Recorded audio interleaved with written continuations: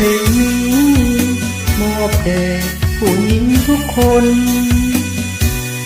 ที่อ้ายเคยสนโดนแล้วเนาะบ่ได้ยินข่าวย้อนพรหมลิขิตขีดเส้นสายแดนให้เฮาฮักกันแต่เพียงสู่สาวบ่คาดได้เอาเป็นคู่มั่นหมายฝากความฮักแพงถึงแฟนเก่าที่เคยหมายปองขอเป็นพี่น้องมีคู่ครอง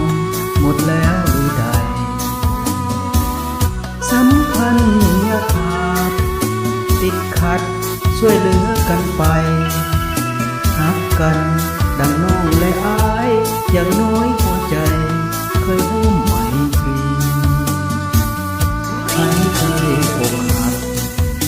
เพราะอายอย่าได้โทษกรรมยิ่งใดเคยเจ็บเคยซ้ำให้ขอโทษนำมาในเพลงนี้อายเคยผิดหวังมาแล้วเหมือนกันหลายทีย้อนน้องบางคนนั่นติไอ้นี้อภัยให้แล้วแต่นานเพลงนี้จบลงส่งข่าวหาอ้ายเด้อจะได้เสนอแม่เด็กน้อยให้รู้จักกันวันหนึ่งพวกเขาซุ่มเข้าผูกสายสัมพันธ์ถึงเฮาบ่คาดคู่กันบางทีลูกหลานอาจแม่นสายแน่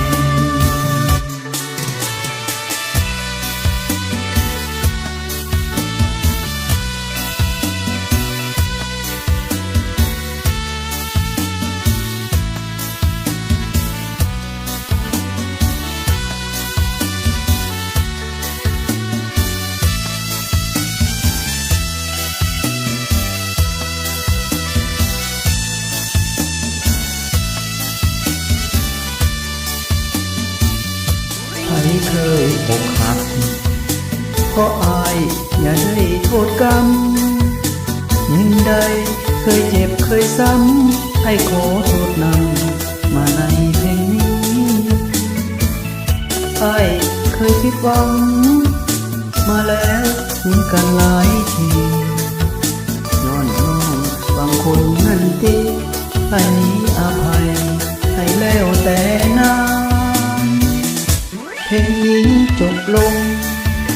ส่งข่าวหาอ้ายเด้อจะได้เสนอแม่เด็กน้อยให้รู้จักกันวันหนึ่งพวกเขาซุ่มเข้าผูกสายสัมพันธ์ถึงเฮาบ่คาดคู่กันบางทีลูกหลาน